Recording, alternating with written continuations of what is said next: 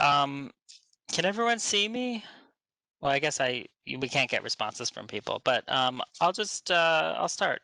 So this is the book. A lot of you, I'm sure, have seen it. It came out last year, and it's about a co-op, which anyone who lives in New York City or near New York City probably knows what that is. An apartment building where everyone has a stake in everyone has to sort of share in the ownership of the building, and somehow that sort of mutual ownership creates lots and lots of drama, especially in the co-op board, which of course is the ruling body composed of tenants of the co-op. I learned all about this because I was very close with someone who was on his co-op board in the Upper East Side, and he would tell me stories about the fights they would have and about some of the random sort of requests that the other shareholders would put in, and it got my imagination going. I thought, what an interesting container for a novel. This little community, this building, where everybody knows each other and everybody, has to maintain diplomatic relations, but doesn't necessarily like each other. So this book went through a lot of renditions. The first version, I had a ton of characters, lots of points of view, and the feedback I was getting was that it wasn't really holding together, that there wasn't really a through line. So, through many more edits, I cut it down to 6 points of view and really four main plot lines. And three of them focus on people who serve on the co op board and their spouses. And one of them, which I added last, um, is about two staff members who fall in love. So the main character of the book is Pepper Bradford. She's about to get married to Rick. They haven't known each other very long. They move into this building. They're like really excited about this new life they're embarking on, and things sort of start to fall apart. Um, and then she befriends two other people in the building. One is Birdie, who I'm about to read a section from her perspective, who is in her early 60s, and she's from Montreal. And her husband has been depressed because he got laid off he got fired really from his job about a year earlier. And then Frances is the other friend that she makes who receives a disturbing diagnosis relatively early in the book and is coping with his own mortality as he's trying to advise Pepper on the course of her marriage. So I'll get started. I don't think this chapter really needs a ton of explanation, except that I chose it because it's Yom Kippur themed. Um, and as many of you know, we just observed Yom Kippur on Monday. So this is called Day of Atonement. Bertie placed the damp packet of filet in the refrigerator and tossed a pan of veal bones into the oven to roast. She and George adored filet mignon for its fork tenderness and ability to meld with just about any sauce, from a béarnaise to a fouille de bois. But the reason for its aphrodisiac power, she believed, was that it derived from the psoas, the long, narrow muscles flanking the erogenous area in cows and humans alike. It would be grotesque to remember the animal as one chewed its flesh, but she imagined that somewhere in those fibers lingered the meat's former purpose. George was sitting up in bed in a pair of plaid pajamas, watching an insipid dating show. The air smelled of his gas. It was difficult to look at him, decrepit and useless, his amorphous belly hanging to the side as though it were one of his possessions, like a briefcase or a hat. But she'd loved him so intensely and for so many years, her disgust couldn't extinguish her desire. She opened the window. The buses on Madison Avenue grunted and sighed, and the sweet yeasty odor from the boulangerie wafted in, clearing away his smell. "I'm making fillets," she said, collecting a pair of socks and a dirty plate from the floor. In the mid-'80s, on holiday at the George Cinq in Paris, they'd ordered filet. Bertie followed Julia Child's dictum that everyone at the table must order the same dish to prevent sharing, and the waiter dressed their steaks at the table with spoonfuls of demi-glace and a slab of soft butter. George pressed against her on the banquette and slid his hand up her thigh. While the starched waiters floated by with domed silver platters and enormous pepper grinders, he pleasured her to completion. They'd made love almost daily well into their 50s, while their friends were dead tired from raising their impossible children. But now that the spigot had been shut off, she didn't know how to start it up again. If it was going to happen, she thought, it would happen after Yom Kippur dinner. After a good long fast, the future practically shimmered. "I realized something in the middle of the night," he said, gazing at the ceiling. "I'm retired. I've been telling myself I'm just unemployed, but the fact is, no one will ever hire me again." She sat next to him on the bed, right in a pile of crumpled tissues, which she brushed to the floor. "We're retired. Maybe we can make the best of it." She rubbed his leg. In the corporate communications department at Jolie Belle Cosmetics, "One word, two caps," he'd bellow to reporters.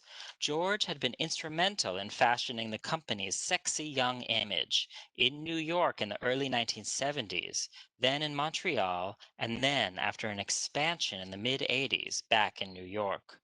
She had worked as his secretary since they met.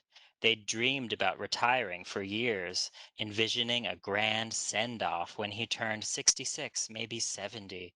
But a few weeks before his 42nd service anniversary, when he was just 63, the communications department was outsourced to a dynamic media strategy agency. If George wanted his golden parachute, he and Bertie had 30 minutes to pack up their office and leave. 6 months of job hunting netted 8 interviews and not a single offer. Bertie suspected all of them balked when they saw his gray hair. He found some public relations consulting work, but was fired because he didn't have social media experience and spent too much time writing press releases, which, he was informed, nobody read anymore.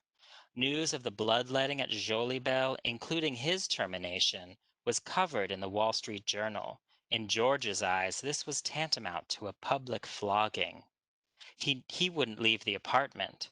She'd assumed he would buck up after a few weeks of lying low, but in this case, the tincture of time was revealed to be poison. "Stop it!" He pushed her hand away from his leg. "That doesn't feel good." "I just wanted to give you a little massage," she said. "You were hurting me." "I'm sorry, I didn't mean to," she said, trying not to let his rejection upset her. "I'm heading out to the farmer's market as soon as my bones are ready for stock. How's your fast going?" He squinted at her. "Today is Yom Kippur? It's not even October yet." "I didn't write the calendar." He dropped his head on the pillow. "Bertie, I'm too old for this." "I thought that word wasn't in your vocabulary." "Then I'm too depressed. I'm too something." "Will you fast for me? Sunset is at 7:50. We'll be feasting before you know it." "I can't pray to a God who would make me suffer like this." "Who said anything about God?" She couldn't tell if his stare held curiosity or revulsion. "I love you, you know," she said. "I know," he said, a tear forming in his eye. He knuckled it away. "Do you think we might cuddle tonight?" He closed his eyes. "I don't know." She was surprised by a flare of anger. Not making love was bearable, but she couldn't stand asking and being rejected time and again. "Forget it." She went to put the dish in the sink.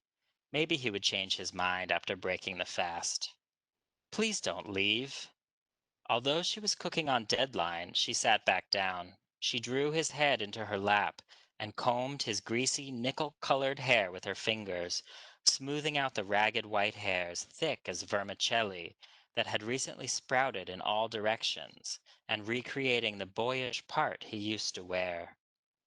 I want to be better to you, he said. I want to be done with all this. Will you help me get better? Let's fast together. It'll be good for you, for us. Dinner is going to be delicious. He pulled her hand to his lips and kissed it, rubbing his bristly beard on her skin. She lingered in the Union Square Green Market, harvesting compliments on her reusable nylon shopping bags, one for each color of the rainbow. Tomatoes were still in season, just barely, and she bought a pint of sun golds, the only variety she could trust without an illicit sample, and a few knobby heirlooms in green, purple, and brown. At the mushroom stall, she sorted through the heap of shiitakes to find those whose caps hadn't begun to pale or fray. She picked a pound and a half of sour cherries one by one. She filled her bags with handfuls of haricot vert, a vial of aged balsamic, a luxuriant bouquet of basil, a jar of local honey, a packet of Himalayan pink salt, a crusty loaf of artisanal rye, a wedge of soft, lumpy gorgonzola, a tub of Amish butter, and beeswax candles and a nosegay of lavender for the table. She could have spent the rest of her life orbiting the booths. Of everything in New York, the passion and bustle of the market reminded her most of Montreal. For that reason, it also made her melancholy. She'd met George in 1973 when she took a job as his secretary in the public relations department of Jolie Belle's Montreal office. He'd been shipped in from the New York office to run the unit, and driven by a preternatural zeal, was promptly promoted above his manager to vice president of the entire communications department. She enjoyed listening to him talk to journalists. The polished twang of his phone voice reminded her of classic movies. A week after they'd met, he asked her to dinner at a modest bistro, and before they knew it, they had fallen in love. She adored his childlike grin and his ironclad will, malleable only to her. Because dating within the office was forbidden, they shared only glances, controlling their appetites until nighttime, when their slender, youthful bodies collided in his twin bed. In the months after they met, they couldn't afford airfare or fancy hotels, so they packed their bags, hopped into her rusty Peugeot, and took right and left turns on a whim. Somehow they always ended up in a charming village with a reasonably priced auberge, and they spent their holidays discovering hidden wonders and meeting friendly locals. She missed those early days the most, back when they didn't have everything they wanted, and still longed for Michelin-starred meals, Mediterranean cruises, a well-appointed country home. The anticipation was everything. Now, at 62 years old, she could spend all day preparing a meal, only to lose her appetite after a single bite.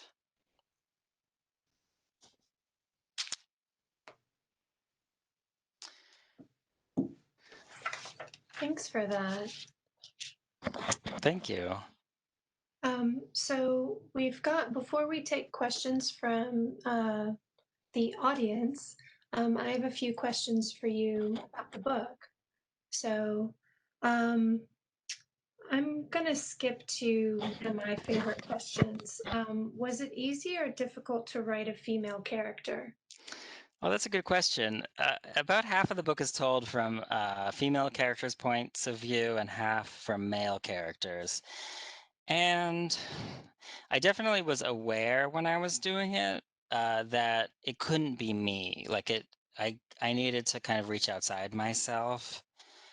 Um, but after I worked with them for a few months, I kind of had them in my head, and it became kind of second nature. Now there's always like there are some differences that you just kind of have to know as a writer between men and women, just in terms of the way they the way they interact in conversation and sort of interact with the world really. Um,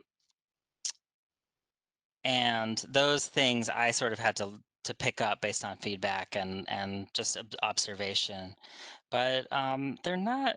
Yeah, I guess like gender was not as hard to write across for me as race was. There's one black character in the novel, and that took quite a bit of research. And I worked with a sensitivity reader to ensure that I wasn't going to really offend people. Okay. Let's see. What was your hardest scene to write? Oh wow, there's so many scenes. You know, there's a chapter at the end. I think it's currently called Wrath. I went back and forth between wrath and indignation. Mhm. um, and in it, Pepper's husband Rick is mugged, and uh, I guess I wanted this person to be mugged and I wanted to show his anger after. And I wanted to reveal sort of how his anger was informed by his privilege. Because these are all the residents of this building are quite privileged, some more than others. Some come from privilege, some, sort of bought their way into it. And obviously different kinds of privilege exist in the book and in the world, but I wanted to show how much sort of indignation someone would have, who was mugged and kind of became helpless to do anything about it.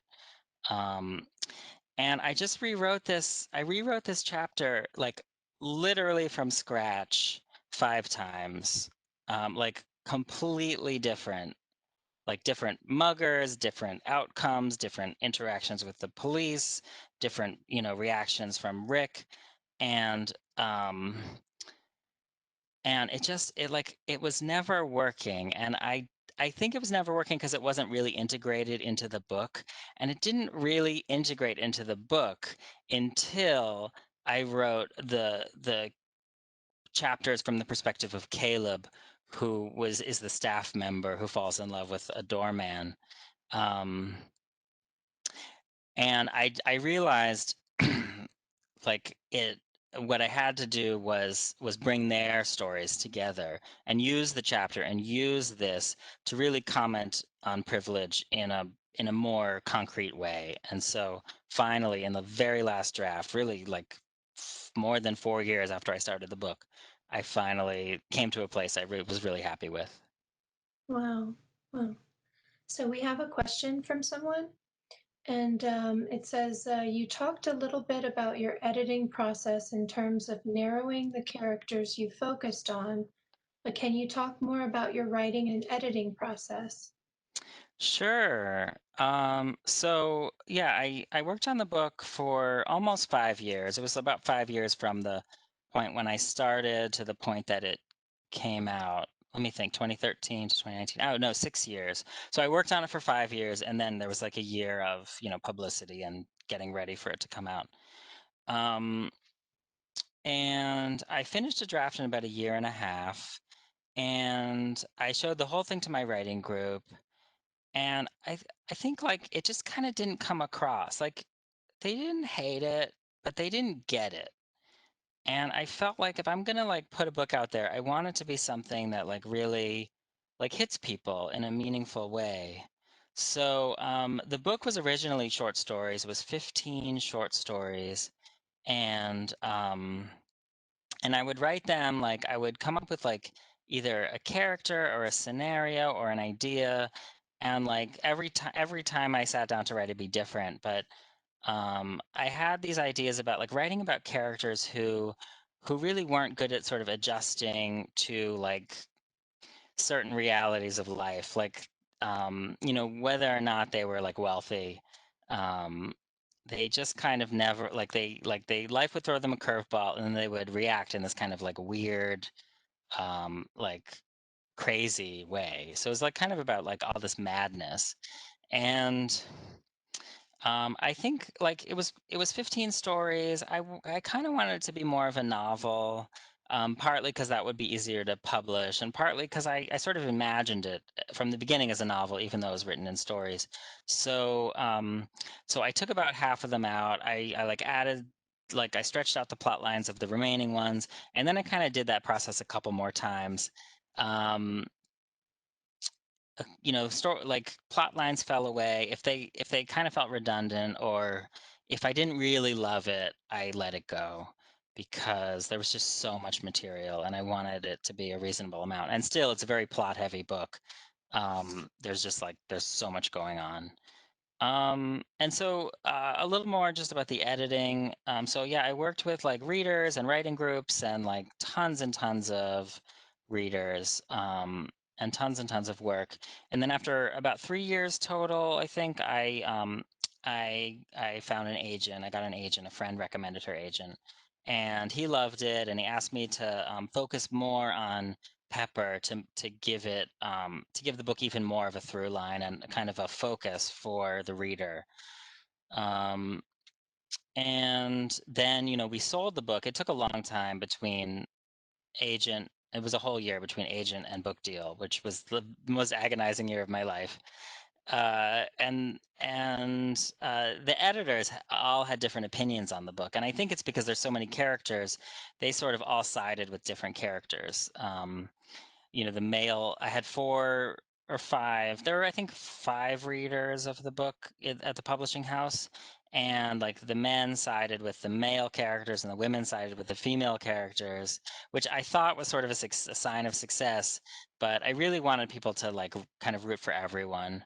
So there was just a lot more sort of revising and adding, and then I added that final plot line with Caleb, the porter in the building, because it kind of tied everything together and offered an added perspective on these sort of privileged people to see them from the someone who served them. Um, and then yeah, just the editing never really ended. I could probably read through it again and make little edits. Editing never ends for a writer, I think. Okay. So we have another question. We have a couple of questions. What is the differences? What is some of the biggest differences between writing a short story and a full book? Well, the biggest difference is length. um, I think I think people expect different things out of a short story and a novel. From a short story, readers expect every word to be like important to the story. Like you can't really waste even a single word.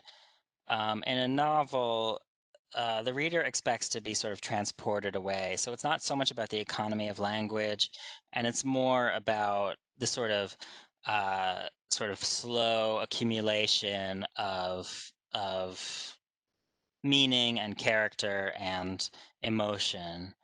And so those are two different sort of challenges in terms of writing. Um, another difference is that a short story at the ending of a short story concludes it and kind of there's no more after that. The ending of a novel chapter, you want it to kind of keep going. You want the reader to want to turn the page and know what happens.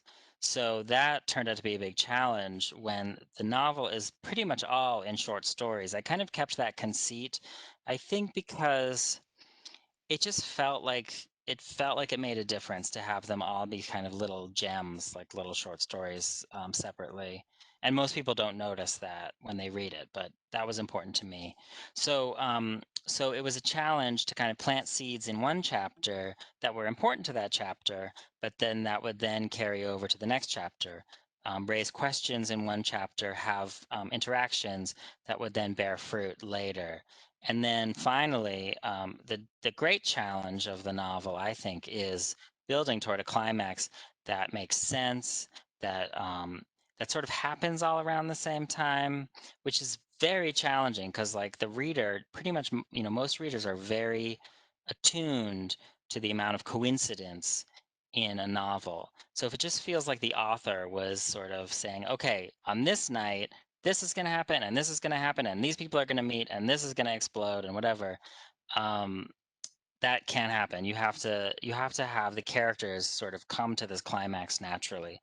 And when you have all these characters, um, there were six perspectives, but then, all these other, there were probably, 15 or 20 relatively important characters to the book. Um, that becomes like this grand orchestration that can only be done just by sort of writerly hope. You just kind of sit down and put in the time and hope that a good moment comes out, and then sort of trim away all the moments that weren't as good, so that it looks like you just kind of wrote and created this thing, that this climax that works. Okay. Let's see. What other books were you reading while you were writing the book? Or were there specific novels that influenced the writing of your book? Yeah, there were a lot of novels that, I think most writers, and probably a lot of non-writers or people who haven't yet written fiction, probably read a book and say, "Oh, I wish I could do something like that." So that happened to me a lot. Um, so there were two books of sort of short stories that made me kind of want to write a collection of linked stories. One was Olive Kittredge by Elizabeth Strout, about this sort of cantankerous woman in a Maine town, and the townspeople. Um, and then one was A Visit from the Goon Squad, by Jennifer Egan. Um, the sort of it's sort of like a chain of stories that, each one is written with a different in a different style, and it's kind of like this like glorious mess of a book, but totally engaging. So I was thinking about those in terms of the structure. um let's see. I was thinking about the Bonfire of the Vanities, when I was writing the wealthier characters. um I just, I, you know, I like I like that book for sort of for how like oblivious the wealthy characters are, but and how helpless they are, but also like how much I felt for them when I read it. So I was thinking about them a little bit when I was writing, especially Rick. Um, and yeah, I guess those would be the main ones. I'm sure there's others. It's been like, many months since I did one of these events, so I've forgotten kind of my whole list of things. But I'm sure there were many other books. Um, Great. Speaking of characters, I'm going to combine two questions here. Do you have any real life models for your characters when you form them? Not just personalities, but also in terms of appearance, accents, etc. Hmm. Are your characters based on several people you've met or anything like Yeah, that? it's always different. So there's one character in this book who's based on a real person. Well, one couple that's based on a real couple, and I changed them quite a bit. So I don't think you could say like, oh, that's that person. But the person who was on the co-op board of his building is this character of Francis in the novel, and and that he was probably the easiest to write because I already knew I could picture him. And toward the end, I started to like fiddle with his appearance a little bit. I kind of didn't want him to be exact. Um, Partly because it's like not the most flattering portrait. I don't think it's like a mean-spirited portrait of him, but it's not the most flattering portrait. So I kind of wanted to like just make little adjustments, so that it wouldn't really be him. And then Birdie was based on someone. Birdie and George were based on like a couple he knew, but I didn't use their personalities at all. Like I actually really, someday maybe I'll use the wife of that couple as a character, because she's like a Willa Cather heroine. But no, I made them up, and I'm not sure. I don't know how I ended up with creating a character from Montreal. Like I think I was just like sort of writing and writing, and like the idea came into my head, and I just kept going with it. And then suddenly, after working with her for a bit, that she was kind of done. She was there. Um, yeah, like every character was created a little bit differently, but I would usually sort of think about someone if I was trying to kind of figure out who they were. But then after I thought about that person, I would usually let go of that person. So they became sort of floating on their own. And then another way that I build character, when I was younger, I used to write these. I guess I read in some like how to write book, like write your character's biography. So I would write page after page of like handwritten notes of like, oh, well, this is what happened when they were two, and this is the list of their friends, and here's their family tree, and I would never ever use like any of that. I mean, sometimes I would use like one or two details, and I realized like that's not really what I was trying for with character. It's more like understanding their spirit and motivation. So, so now when I write character, and I think in this book to some extent, I would understand them by putting them in scene with another character. So I would be sort of writing it and then understanding them, and then I would go back to sort of go over it again and realize, oh no, now the character is this way, so he wouldn't say this, he would say this, and then that might change the scene, but at least I would understand the character much better. Hmm, okay. Our next question. I apologize, I haven't read the book yet. Do you write about Carnegie Hill neighborhood? Yeah, so this is sort of a funny, sort of possibly a regretful thing, and possibly just, you know, something that I should keep in mind for the next one. Um, there were chapters that are mostly not there anymore. Like I mostly cut that went into the neighborhood a little bit more.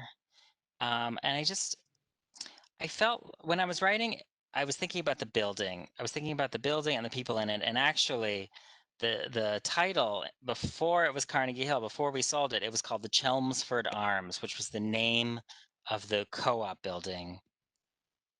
Um, and my editors were like, no one's going to understand what that is. So we called it Carnegie Hill, and it wasn't really about Carnegie Hill. So I added a little bit about the neighborhood. But I think I didn't really, I know I have a good feeling for that neighborhood, and I don't really think the book captures it. I'm sure it doesn't. It mentions little things here and there, but I really wasn't thinking. I wanted it to feel sort of Upper East Side, and I chose Carnegie Hill because that's where my friend lived, and because it's not like the richest rich part of the Upper East Side. Like I wasn't interested in writing about like the billionaires. Um, I just I kind of wanted to write about like wealthy people who were not so crazy wealthy that like they were just like had become different creatures than me. Um, so that's kind of why I chose that neighborhood. But I think if I could go back in time when we changed the name to Carnegie Hill, I think I would have really celebrated the neighborhood because it is worth celebrating. Um, and then, I think the residents of Carnegie Hill, the actual residents, would be sort of cheering me on instead of like, who are these people? Yeah. Speaking of editing out about the neighborhood, what was something you really loved that you had to edit out of the book? Oh, so many things I loved that got edited out. But my one favorite part was I had a whole plot line about so this woman, like her husband gets a brain tumor, and I studied neuroscience in college, so I had like a good understanding of like the science and the sort of the clinical effects. I felt like it was pretty true. So he gets a brain tumor, and like he really, really suffers, and and he's like intent on fighting, as like the narrative says you must be. And he's a young guy, so of course, but the doctors basically say, this is not, you are not going to live. And so his wife is like, well, can we acknowledge that this is happening instead of just like fight, fight, fight? Like, yes, like let's fight, but we're really going to spend our daughter's like entire college fund on this treatment when like it's pretty clear that it's not going to do anything. So she develops all of this rage, and so it was this book. I mean, this chapter and sort of section about about about like mortality and like rage, and I thought it was beautiful. But um, I think it really weighed the book down. It was so sad, um, and it also. I saw it as sort of an overture for the book because it touched on some of the themes later in the book, and it kind of felt a little bit redundant. And it was my writer friend Anna Q who said, you know what, you probably don't need this section, and like someday maybe I'll publish it as a novella or something, but I had to let that go. Hmm. So, does writing energize you or exhaust you?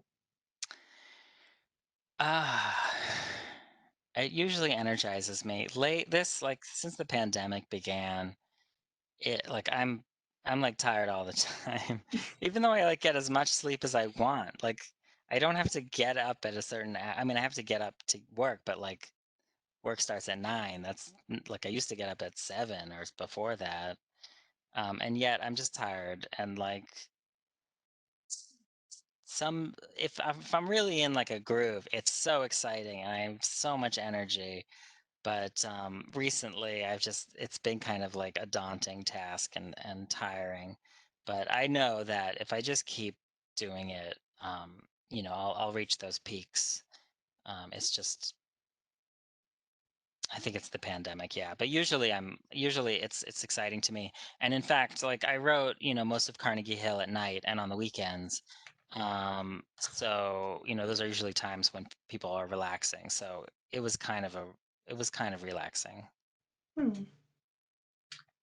So, what kind of research do you do, and how long do you spend researching before beginning a book? I probably don't do as much as I should. I like to just kind of get in there and see like what the characters are doing and what's happening, and um, and like I think there's like a logic to the world. Like I don't know everything. I don't I don't know most things, but I think I understand how things should work, and so I write the books based on how things should work, and then I go back and check. And almost all the time, I'm like pretty close to right. Not, usually there have to be added details. I have to add details, but usually, like, how things work, I'm pretty close. So, for example, the co-op board in this book, I had read emails from my friend on the co-op board, and I had read about co-ops and how they work. So I just kind of went in and wrote these scenes that were meant to be sort of entertaining and dramatic and like explosive sometimes. And I kind of went back to make sure that it all made sense. And like, but I don't think you should read my work if you're trying to like get a perfectly accurate portrait of how things work. I think it's like my writing is more about like the beauty of character and psychology and fiction, and not so much about how things work. I mean, someone pointed out on boards, you don't have a co-op board meeting without your like accountant and building manager or attorney and building manager, and and like in like I wouldn't, if I could go back, I wouldn't add those characters because they wouldn't add to the drama of the piece. But that's like an example where like it's not quite in line with how things actually are. Okay, let's see. We've got some other questions. Do you ever get writer's block? No. So my thing about writer's block is I feel like people get writer's block when they're too critical of their work. And at some point in the editing process, you have to be that critical. You have to be so critical that like you can read it as if you're sort of an unfriendly reader and really get it into shape so that like, you know, it's as good as you can make it. But before that point, like criticism is going to stop you from putting any words down. Um or if you get the words down, it'll like, you'll just delete everything. So I think that is kind of where writer's block comes from. It's from like being too good an editor and just not willing to let go of that. So when I write, I just try to just tell myself, you know what, I might throw all this away, but I'm just gonna keep creating and let it flow because I know I can cut it later. I know I can change it. And so I write really fast. I don't, I go over chapters a lot before I move on, but I don't like, I don't obsess over every word until later. So I think that's kind of it. And then the other thing is, if you're not writing daily or almost daily, for some reason, I don't know the science behind this, but it is so hard to get into it. It is like if I haven't written for a week, I have to force myself to the computer and I have to force myself to work for like an hour, and it's torture. And then, I write for that hour, some questions sort of form in terms of what I'm doing and creating, and those kind of percolate without my awareness always. And then the next day, I'm much more eager to get to the page. So, for people who are suffering from writer's block, yeah, I would first suggest like doing some kind of affirmation or meditation about like how you can just write and not like criticize yourself, not censor yourself. And then also see what happens if you force yourself to do it for an hour every day for a few days. If like after 4 or 5 days, if you are still frustrated, then I would maybe try a different tack. Okay. How many books have you written, and are you working on something else? I've written a bunch of books. I haven't published a bunch of books. Carnegie Hill is the first book that I have published. I would say it's like about my fifth book. I wrote like a memoir in college, and I wrote like a detective novel, and then I wrote like a sort of a drama about going back into the closet. I'm sort of interested in the opposite of what the opposite narrative of what the world is talking about. So I was sort of interested in like, oh, what happens if like someone decides to go back into the closet after being out? So those books, I wasn't able to find an agent, and I tried really hard. And I think after a point, I just kind of realized like it's not really working, and I'm not sure what to do to make it work. Or I knew how to fix it, but it would require starting over. And you can only be in love with the material for so long. So those are books that were not published. And then there's a book that's coming out called The Bridesmaids Union. It was pushed back to 2022 because of COVID, but that's good because I'm still working on the revision. But it's about like a support group for bridesmaids on Facebook. So it's kind of like this interaction between the internet and and like wedding culture. And Nice. yeah, it was my editor's idea actually.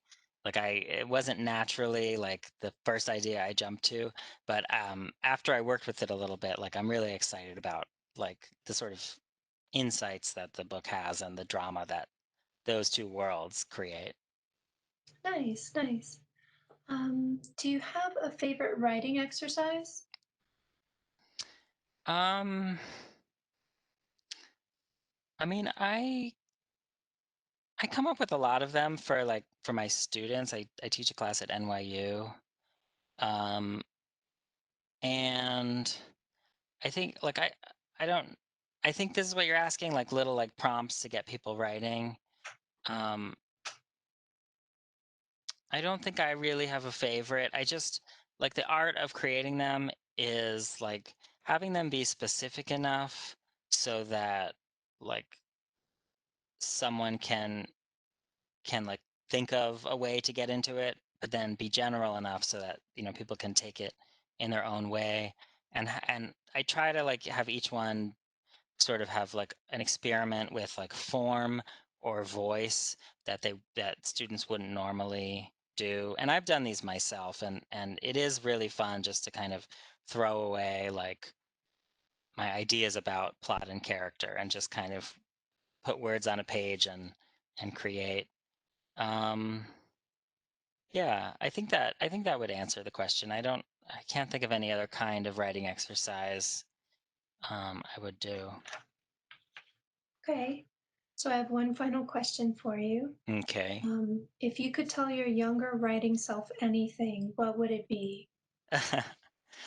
I think I would tell my younger self, like, it's okay. Like, not everything has to happen overnight. Um, I I've written fiction my whole life, but I decided to become a novelist when I was, just graduating from college, almost 20 years ago. So I thought that I would be published much sooner. And it caused me a great deal of like anguish that it didn't happen right away. And I really beat myself up. And it was always like, okay, if I'm not, if I don't have a book deal before I'm 30, then I'll be sad. Then it had, whatever, 30 passed. And then it was like 35. And then some of my mentors from grad school were published at 36. And that seemed like the magic number. And I just realized like, it doesn't matter. It like, you know, y- I have plenty of time to write, and it's possible that like my next novel will be my last. It's possible that I'll write 20 novels. I mean, it's just this timeline, it just doesn't matter. Like I think what matters is that, we're kind to ourselves. So I sort of wish I could go back and give my younger self a hug. Okay, that's great. Well, we've got a few more minutes. Is there anything else you'd like to say about the book or? Um I mean, I hope that, people here who haven't read it, take a look at it. I really did sort of, it really does like represent my worldview, even though, even though I'm not in it, like, and really there isn't much of me in it. In another way, like, it is all of me, like little bits and observations and moments. And so I think like if you read it, um, it will help you understand me, but maybe not in a literal way.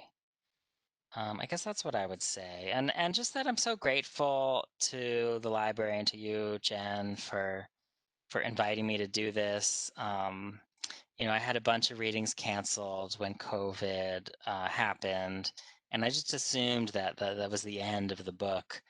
They Yeah. canceled the paperback. Just like a lot of there were a lot of like little disappointments. And so this has been really, really nice. Yeah. We're really happy to have you and thank you for taking the time to speak with us today. Oh, So, you're welcome and thank you. And thank you to everyone who came. I so appreciate this. This is a great crowd.